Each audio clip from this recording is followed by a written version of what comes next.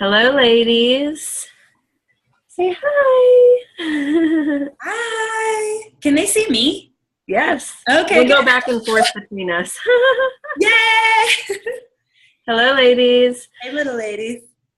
So we're coming to you today because we are gathering next week, next Saturday, at Maitri Yoga.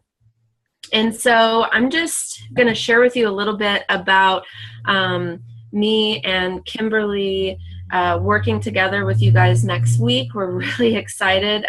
Happy New Moon.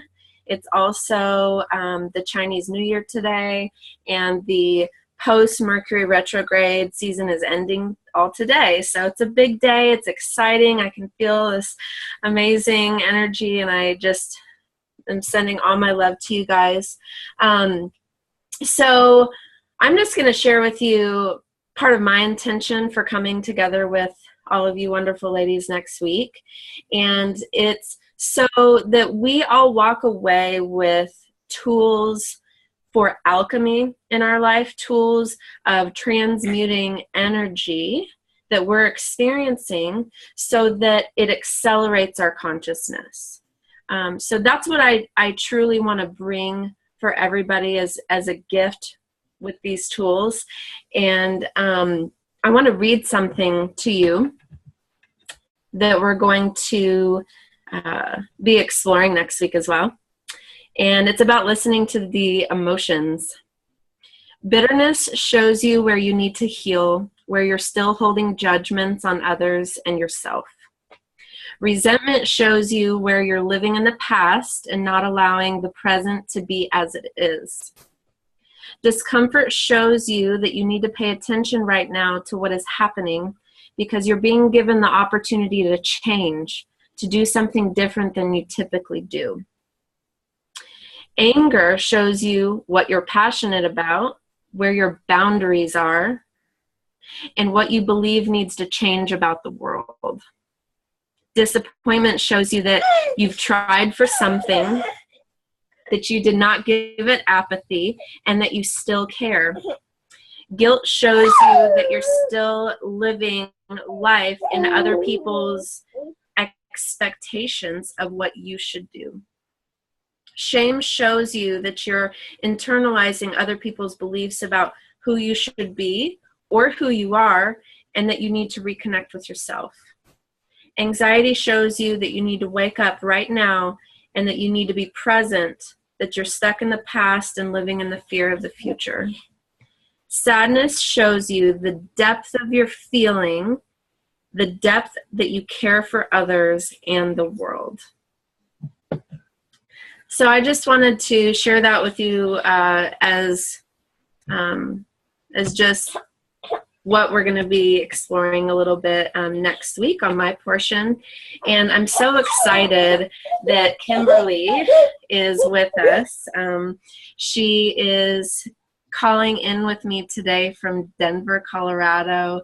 This is my sweetest sister that just the universe keeps aligning our paths year after year after year, and here we are together coming with you guys. So I'd like to introduce my dear friend, Kimberly Johnson. Yay!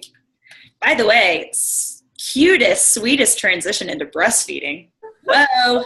So smooth. Oh, thanks, girlfriend. Hi to the beautiful women who I know. And hi to the beautiful women who I don't know yet in person, but I'm sure that I know in spirit. I wanted to share kind of my intention as well. Maddie, your intention is so beautiful. And something, being in a big city, just the energetic body of this city feels so intense and so alive right now. And something that keeps arising in me is the need to create tribe around creating conscious citizens during this kind of political upheaval and during kind of the chaotic times. And conscious citizen to me is simply having the tools to actually navigate life as we see it right now. So that's kind of my overarching intention of the Saturday kind of women's circle gathering. But I want to kind of talk about something that is really important to me that I think is a huge part of being able to navigate the waters right now. And that is being able to hold two things at once. And so what I mean by this is that we cannot avoid reality or what is happening in this physical realm. And a lot of people, I find two things. People are either in reaction to reality or they are kind of avoiding reality. And I would lie to say that I have not done both. I have been doing both. I get on Facebook and I feel reactionary, or I'm just like, nope, can't do it. I'm going to like live in my little safety bubble. And so like this, like me even doing this circle is also helping me navigate the waters, because I do believe we can hold both. We can be with the reality of what is actually going on in the world, and not just in the US. I am not just talking about Trump being the president. There are other more important or just as important things happening on the planet. It's not just in the US. So it's like holding all the reality of the world while also understanding and being connected to that we have a stream, this like overflowing stream constantly inside of us that is like a stream of joy, like actual joy, peace, truth, and that both can actually coincide. The reality of life does not have to overtake us to where we can't still experience the truth of who we are as impermanent beings. Like everything on this realm or in this planet will go away. And so there's a different essence or a deeper truth of what we are and what we are doing here. But we also have to be in tune with the reality of the happenings of the planet. So we can actually hold both. And that is the tools that me and Maddie are going to bring to you. Like tools for how to actually hold both simultaneously, where one doesn't have to mask the other. We don't have to be caught in overwhelm or chaos or fear. And we also don't have to numb ourselves and pretend that we're in la la land. Like we can actually do both. So I want to share a story that I think was really powerful. I'm a part of this Buddhist meditation group here in Denver. And a few weeks ago, the teacher was sharing from this book. And so of course I bought the book because I was like, whoa. And it's called A Lamp in Darkness. It's by Jack Kornfield. And I wanted to read a part of it because I think that it holds and shows a good example of what I'm talking about. So here we go. One young boy, just 14 years old, wanted to become part of an inner city gang. In order to initiate himself into the gang, he went out and shot another teenager his own age. He was subsequently caught and arrested for the murder, and after a time was brought to trial. He was convicted, and just before taken off to prison, the mother of the young man who had been murdered stood up in the courtroom, looked him square in the eyes, and said, "I am going to kill you." And then he was let off in handcuffs. While he was incarcerated, the mother of the young man who had been killed came to visit him. He was shocked and surprised. During her first visit, she talked to him for a little while, and the letter came back and brought him some things that he had needed. A little money to buy things in prison, some writing materials, and she began visiting him regularly. Over the next 3 or 4 years, as he served his sentence, she would come and visit him regularly. When the time came for him to be released, she asked him what he was planning on doing when he got out of jail. He had no idea. "Where are you going to work?" she asked him. He didn't know. So she told him, "I have a friend who has a little business. Maybe you could get a job there." And then she asked, "Where are you going to live?" And he said, "I don't know. I didn't have much of a family even before I came in here." And she said, "Well, you can come stay with me. I've got a spare room. And so the young man moved into her home and began working at the job that she had found for him. After about 6 months, she called to him and asked him to come into the living room and to sit down with her. She said, "I need to talk to you." He said, "Yes, ma'am." She looked at him in the eyes and said, "Remember that day in court when you were convicted of murdering my only child?" He said, "Yes, ma'am." She said, "Remember I stood up and I said, 'I'm going to kill you'?" He said, "Yes, ma'am." Well, I have. I set about changing you. I came to visit you over and over and brought you things and made friends with you.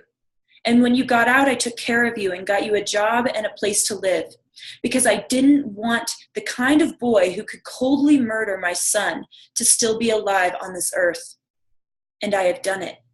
You're not that boy anymore. But now I have no son, and I've got no one, and here you are.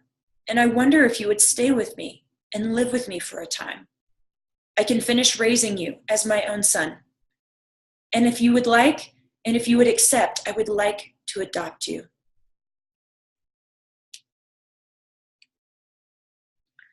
So this to me is just a story of not only a woman being resilient in a time of like a horrific happening, but also it's an example for us that if we learn the tools and the coping mechanisms, that we can actually be resilient and understand that there is another way no matter what is happening in our outer realm. That this outer realm actually does not at all control who we are and how we show up.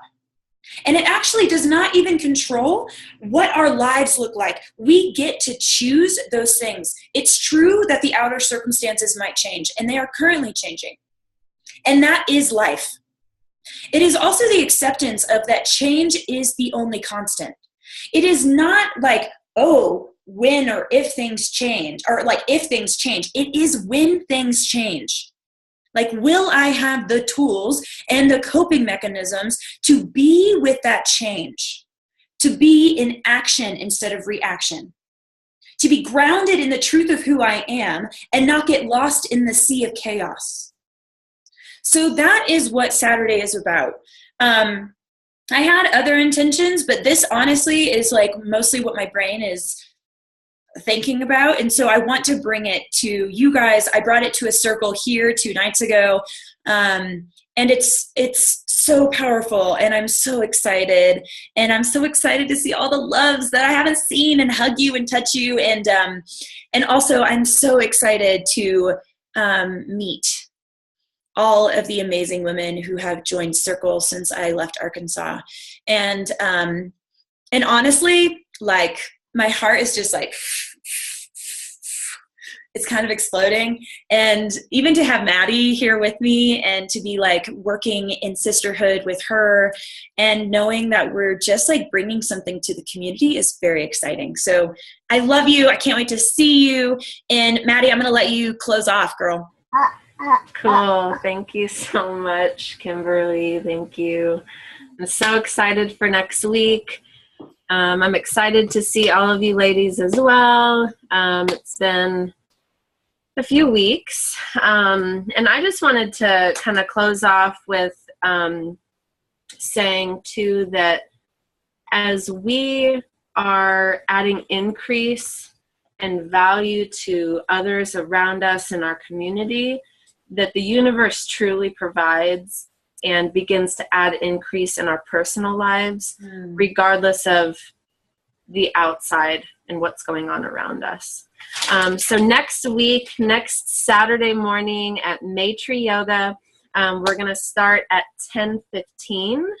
We're going to begin with a yoga class and go into a meditation period after the yoga class, and then we will be going into how we're creating these tools to utilize within our lives, and should be wrapping up about 1:30. And there's a group of us that will be heading up to Circle Yoga Shala together. There is there is a public sweat lodge going on up there with some of our soul family, and it's really just another beautiful part of the community. There's people from all over the Arkansas region that come to this sweat. It's a beautiful family there. It's a prayer ceremony. It's hot, so bring something that you can be modestly dressed in that's okay to get sweaty in and comfortable. Bring a towel if you're going to come into the sweats. You can also just come and not come in the sweat if you want, or you can come in for one round. You don't have to stay in the whole time. It's whatever your comfort zone is.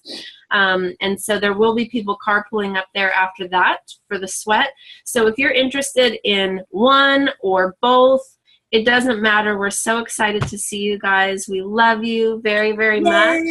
And until next Saturday, namaste, ladies. Namaste. Moon.